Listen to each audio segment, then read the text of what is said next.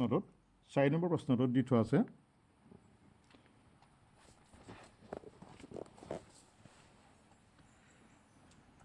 দুটা ক্ৰমিক যোগাত্মক সংখ্যা উলিওৱা যাৰ বৰ্গৰ যোগফল 365 তাত ক্ৰমিক যোগাত্মক সংখ্যা বুলি ক'লে আমি ওচৰাওচৰি দুটা সংখ্যা যোগাত্মক সংখ্যা তাত স্বাভাৱিক সংখ্যাবিলাক বুজিম যে এটা সংখ্যাতকৈ আনটো সংখ্যা এক বেছি হ'ব আমি তেনেকৈ উলিয়াই ল'ব পাৰিম গতিকে এটা সংখ্যা ধৰি ল'লে তাৰ পিছৰ সংখ্যাটো আমি উলিয়াব পাৰিম আমি ধৰি ল'লোঁ প্ৰথম সংখ্যাটো ধৰি ল'লোঁ প্ৰথম সংখ্যাটো x এটাকে পিছৰ সংখ্যাটো কি হ'ব পিছৰ সংখ্যাটো হ'ব x + 1 ইয়াত প্ৰশ্নমতে দিয়া আছে যে বৰ্গৰ যোগফল দুইটা সংখ্যাৰ বৰ্গৰ যোগফল অৰ্থাৎ x স্কোৱাৰ কৰিব লাগিব আৰু x + 1 কো স্কোৱাৰ কৰিব লাগিব দুইটা সংখ্যা স্কোৱাৰ কৰি প্লাছ কৰিব লাগিব গতিকে প্ৰশ্নমতে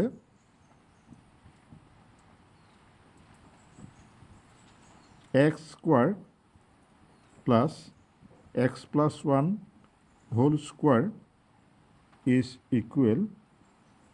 365 ইয়াত আমি সৰল কৰিবলৈ চাওঁ x স্কোৱাৰ প্লাছ ইয়াত আমি a + b হোল স্কোৱাৰ সূত্ৰ যদি ভাঙি দিওঁ x square plus 2x plus 1 is equal 365 এতিয়া আমি কৰিবলৈ চাওঁ x স্কোৱাৰে যোগ কৰিলে 2x স্কোৱাৰ হ'ল প্লাছ 2x 365 এফালে আমি যদি লৈ আহোঁ মাইনাছ হ'ব গতিকে প্লাছ 1 মাইনাছ 365 ইকুৱেল 0 গতিকে আমি তাত লিখিব পাৰিম 2x square plus 2x minus 364 is equal 0 ইয়াত আমি 2ৰে 364ক পূৰণ কৰিম প্ৰথমটোত 2 × 364 = 8 2 7 তাত 728 হ'ব এতিয়া 728ৰ আমি যদি বিশ্লেষণ কৰোঁ 728 2 যাব 364 2 যাব 182 2 যাব 91 7 × 13 এতিয়া মাজৰ ৰাশিটোৰ মান যিহেতু 2 আছে ইয়াৰ পৰা আমি উলিয়াব লাগিব যে কেনেকৈ 2 হ'ব 2টো আমি উলিয়াই চাওঁ যদি পূৰণ কৰি চাওঁ 7 × 2 14 14ক 2ৰে পূৰণ কৰিলে 28 অৰ্থাৎ 7 এটা 2 এটা আৰু 2 এটা ল'লে 28 হ'ব আৰু 13 আৰু 2 পূৰণ কৰিলে 26 হ'ব অৰ্থাৎ 26 × 28 ইজ ইকুৱেল 728 হ'ব মাজৰ ৰাশিটোৰ মান যিহেতু 2 আছে 2 আমি 26 আৰু 28ৰ পৰা উলিয়াব পাৰিম 26 আৰু 28ৰ পৰা যিহেতু প্লাছ 2 আছে গতিকে আমি ডাঙৰটোৰ আগত প্লাছ চিন দিব লাগিব সৰুটোৰ আগত বিগ চিন দিব লাগিব মাইনাছ চিন দিব লাগিব গতিকে -28 - 26 ইজ ইকুৱেল +2 হ'ব তো আমি তাক তেনেকৈ কৰিবলৈ যাওঁ 2x square plus 28x minus 26x minus 364 is equal 0 এই দুইটাতে কমন থাকিব 2x x প্লাছ 14 আৰু এই দুইটাতে যেটো আমি 26 কমন ল'লোঁ 364ত 26টো আমি যদি কমনত 13 × 2 এই দুটা লৈ লওঁ তেতিয়া 14 থাকিব গতিকে আমি যদি চাওঁ 26 কমন ল'লে তেতিয়া ইয়াত থাকিব x আৰু ইয়াত কিমান থাকিব আমি কেনেকৈ উলিয়াম যে 364 আছে এই সংখ্যাটোৰ পৰা আছে তাত আমি কি ল'লোঁ 13 আৰু 2 24 ল'লোঁ গতিকে বাকী থাকিল 7 আৰু 2 অৰ্থাৎ 14 থাকিব 14 ইজ ইকুৱেল 0 এইটো মাইনাছ কমন লোৱাৰ কাৰণে প্লাছ চিন আহিব এতিয়া দুইটাতে x plus 20 x plus 14 common আছে আৰু হ'ব plus x minus 26 is equal 0 এতিয়া আমি যদি সমাধান উলিয়াওঁ আইডাৰ এক্স প্লাছ 14 ইজ ইকুৱেল 0 যেটাকে এক্স ইজ ইকুৱেল মাইনাছ 14 যেটা মোক প্ৰশ্নটো দিছিলে যে ক্ৰমিক যোগাত্মক সংখ্যা যেহেতু 14 আমি পালোঁ 14টো যোগাত্মক সংখ্যা নাপালোঁ গতিকে ই সম্ভৱ নহ'ব গতিকে হ'ব ই অসম্ভৱ ইয়াৰ পিছত আমি যদি পাছৰটো সমাধান চাওঁ or twice x minus 26 is equal 0 and twice x is equal 26 x equal 26 by 2 that x equal hobo 13 etu jogatmok সংখ্যা পালো আমি গতিকে ইয়াৰ এটো সমাধান ই ফুলফিল কৰিব অৰ্থাৎ তাত দিয়া শৰ্তটো ই পৰিপূৰক কৰিব গতিকে এটাকে নিৰ্ণয় সমাধান হ'ব এটাকে নিৰ্ণয় সংখ্যাটো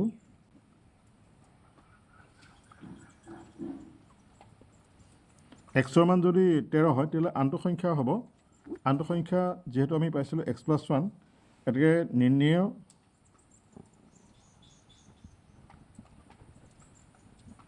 সংখ্যা দুটা প্ৰথমটো হ'ব 13 আৰু তাৰ পিছৰ সংখ্যাটো হ'ব 14 অৰ্থাৎ 1 বাঢ়িব নম্বৰ প্ৰশ্নটো হ'ল এটা সমকোণী ত্ৰিভুজৰ উচ্চতা ভূমিতকৈ 7 সেন্টিমিটাৰ কম আমি প্ৰথম লাইনটো পঢ়ি ইয়াৰ পৰা এটা বাছি ল'ব যে আমি কাৰ মান ধৰিলে কাৰ মান উলিয়াব পাৰিম ত্ৰিভুজৰ ভূমিতকৈ 7 সেন্টিমিটাৰ কম অৰ্থাৎ ভূমিৰ মান জানিলেহে আমি উচ্চতাৰ মান উলিয়াব পাৰিম গতিকে আমি ভূমিৰ মান ধৰি ল'ব লাগিব যেটো উচ্চতাৰ মানটো ভূমিৰ ওপৰত সম্পৰ্কিত গতিকে ভূমিতকৈ 7 সেন্টিমিটাৰ কম ভূমিৰ মান জানিলেহে আমি উচ্চতাৰ মানটো উলিয়াব পাৰিম যদি ত্ৰিভুজটো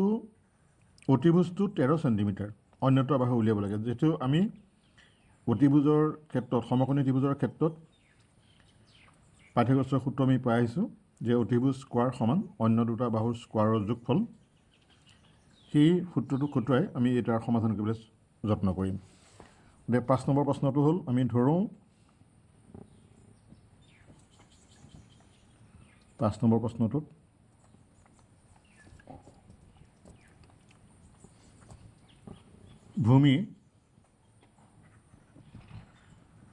ভূমিৰ মাপ সমান 1 সেন্টিমিটাৰ এটাকে উচ্চতাৰ মাপ হ'ব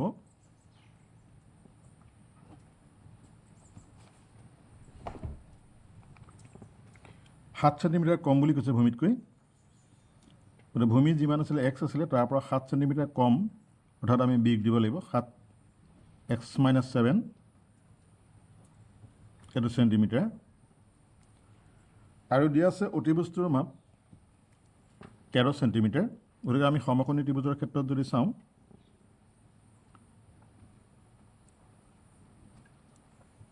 ইয়াক অতিভুজ বুলি কোৱা হয় এই অতিভুজৰ স্কয়াৰৰ মাপ য'ত বৰ্গৰ মাপ অন্য দুটা বাহুৰ বৰ্গৰ মাপৰ সমান হয় গতিকে ইয়াত উচ্চতাৰ মাপ দিয়া আছে ভূমিৰ মাপ দিয়া আছে আৰু অতিভুজৰ মাপ দিয়া আছে গতিকে উচ্চতাৰ মাপ দিয়া আছে x - 7 ভূমিৰ মাপ দিয়া আছে x আৰু ইয়াৰ মাপ দিয়া আছে 13 গতিকে আমি তাৰ পৰা যদি উলিয়াওঁ যে প্ৰশ্ন মতে x square plus x minus 7 square is equal to 13 square ইয়াৰ মান আমি যদি সৰল কৰোঁ এতিয়া x square plus ইয়াত a minus b whole square সূত্ৰ খাটিব x square minus 14 এক্স নিশ্চয় ধৰিব পাৰিছে 2ab 2x × 7 প্লাছ 49 আৰু 13 স্কোৱাৰ কৰিলে 169 হ'ব এক্স এক্সে যোগ কৰিলে টুৱাইছ এক্স স্কোৱাৰ হ'ব minus 14x plus 49 minus 169 equal 0 হ'ব ইয়াৰ পৰা আমি twice x square minus 14x ইয়াত যিহেতু ডাঙৰ সংখ্যা আগত বিগ চিন আছে গতিকে বিগ চিন হ'ব 0 2 1 অৰ্থাৎ 120 হ'ব ইকুৱেল 0 হ'ব এতিয়া 2 × 120 পূৰণ কৰিলে 240 হ'ব এতিয়া 240 আমি বিশ্লেষণ কৰি চাওঁ 2 × 120 2 × 60 2 × 30 2 × 15 3 × 5 আমি বিশ্লেষণ কৰি পালোঁ যে ইয়াৰ পৰা আমি কেনেকৈ উলিয়াব পাৰিম -14 আছে আৰু সেই সংখ্যাকেইটা পূৰণ কৰিলে 240 হ'ব লাগিব গতিকে আমি চাওঁ 3 × 2 × 2 3 × 2 6 6 × 2 12 12 × 2 24 হ'ব 24 আৰু 5 × 2 10 অৰ্থাৎ 240 মানে হ'ব 24 × 10 তাত 24 হ'ব এতিয়া আমি তাৰ পৰা মাইনাছ সংখ্যা উলিয়াব লাগে -14 -14টো আমি উলিয়াম -24 প্লাছ 10 এনেদৰে আমি সমাধান কৰিবলৈ যদি আগবাঢ়োঁ twice x square -24x plus 10x -120 is equal 0 এই দুইটা সংখ্যাতে টুৱাইছ এক্স কমন আছে x -12 আৰু দুইটা সংখ্যাতে 10 কমন আছে x -12 is equal 0 x -12 আমি কমন ল'লোঁ এইবাৰ থাকিব twice X plus 10 is equal 0 এতিয়া either x -12 is equal 0 এটাকে x equal হ'ব 12 or twice x plus 10 is equal 0 twice x is equal 10 minus 10 হ'ব x equal minus 10 by 2 এটাকে x equal হ'ব minus 5 যেহেতু x তো হ'ল ত্ৰিভুজৰ ভূমিৰ মাপ যেহেতু ঋণাত্মক হ'ব নোৱাৰে কোনো এটা বাহুৰ মাপ ঋণাত্মক হ'ব নোৱাৰে গতিকে ইয়াক আমি ল'ব নোৱাৰিম গতিকে যেহেতু ভূমিৰ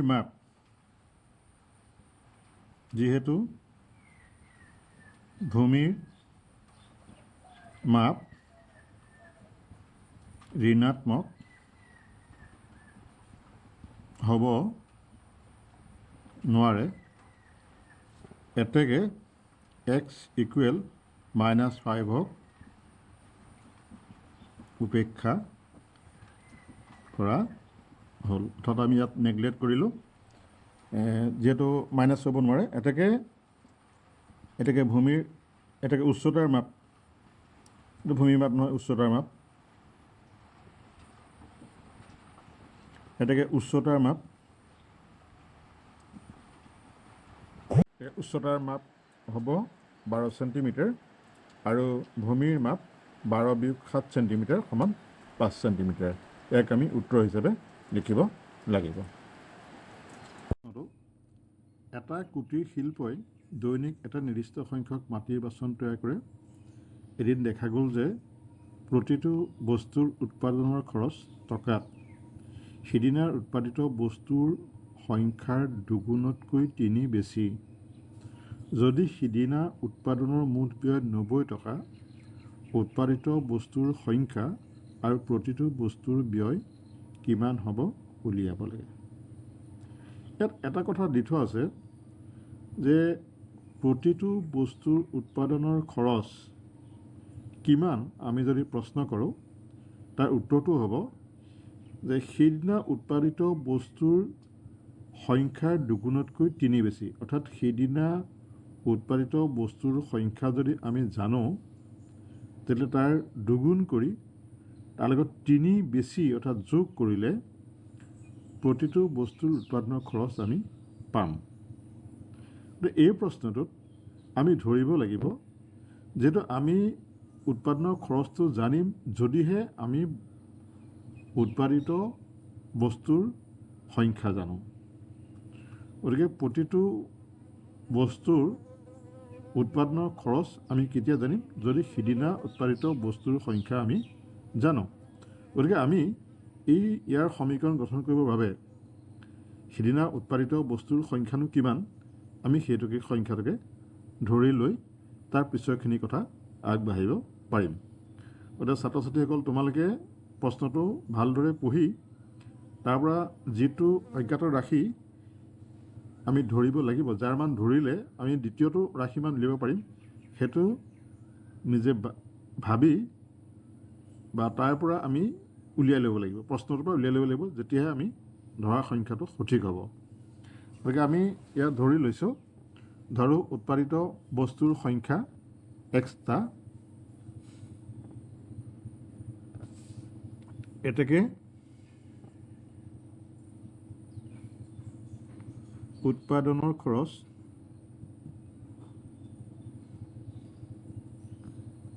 খৰচৰ পৰিমাণ হ'ব। এইটো উৎপাদনৰ খৰচৰ পৰিমাণ দিয়া আছে যে বস্তুৰ সংখ্যাৰ দুগুণতকৈ 3 বেছি। গতিকে আমি যদি চাওঁ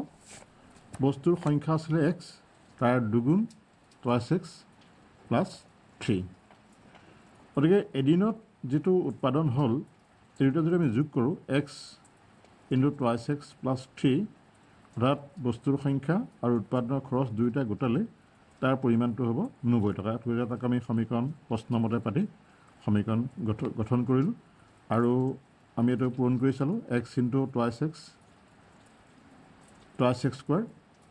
এক্স ইনটু 3 সমান 28 এক্স 92 এইফালে লৈ আহিলোঁ -90 হ'ল। আৰু গতিকে ইয়াক আমি বিশ্লেষণ কৰি চাওঁ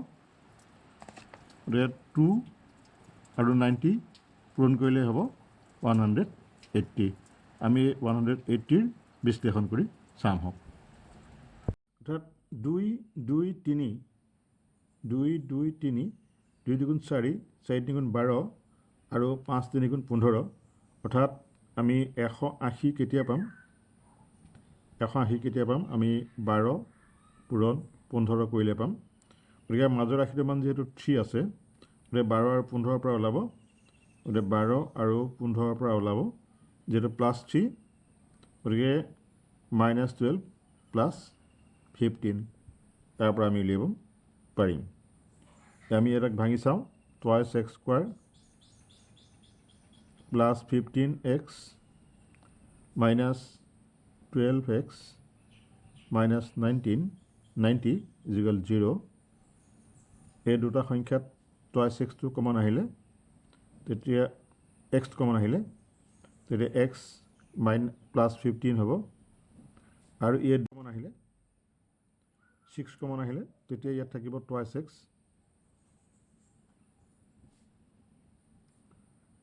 এক্স প্লাছ 15 ইজ ইকুৱেল 0। তাত মানটো হ'ব টুৱাইছ এক্স প্লাছ 15 আৰু এক্স -6 ইকুৱেল 0। এইখিনি কৰোঁতে অকণমান মাজতে খেলি মেলি হ'ল চাই ল'বা ভালকৈ। এতিয়া টুৱাইছ এক্স প্লাছ 15 আৰু এক্স -6 ইকুৱেল 0। গতিকে আমি আইডাৰ লিখিব লাগিব either twice X plus 15 is equal 0 twice X is equal -15 এটাকে x ইকুৱেল -15/2 যেহেতু আমি মাইনাছ উৎপাদনৰ খৰচ বা বস্তুৰ সংখ্যা মাইনাছ হ'ব নোৱাৰে যেহেতু মাইনাছ আছে গতিকে উৎপাদিত বস্তুৰ সংখ্যা যেহেতু ঋণাত্মক হ'ব নোৱাৰে গতিকে আমি ইয়াত বাদ দিম যিহেতু বস্তুৰ সংখ্যা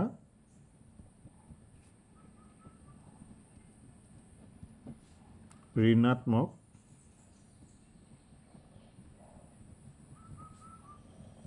হ'ব নোৱাৰে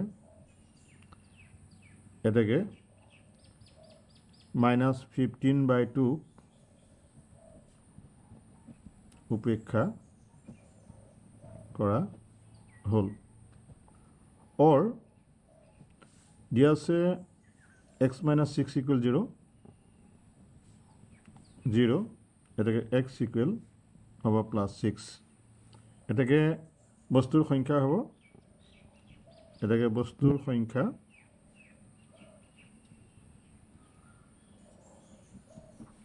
6টা আৰু উৎপাদনৰ